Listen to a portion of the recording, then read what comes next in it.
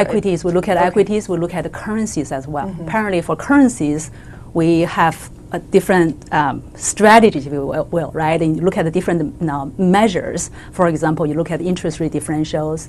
You apparently also look at the growth exposure.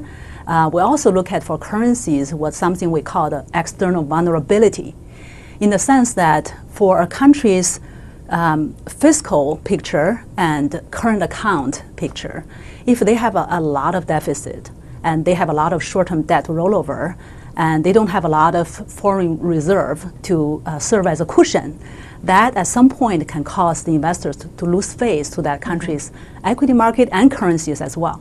So we do look at emerging market currencies as a complex and compare relative value, and also equity markets, as we said earlier. What's your outlook in terms of potential returns for emerging markets this year?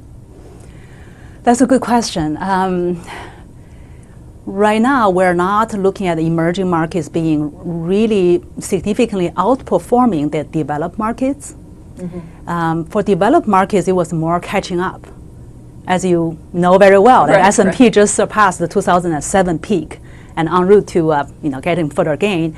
And globally, developed markets were just catching up, right? For emerging markets, there's this slowdown going on, right? Because if the developed markets would be having anemic growth, that would inevitably affect emerging markets growth, right? And if emerging markets such as China would experience some static growth or slowdown growth, that would affect commodity markets, right?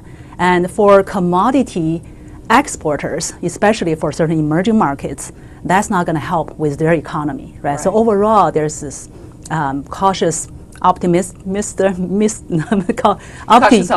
Exactly. In our minds, saying for emerging markets, we are optimistic, but with a certain caution.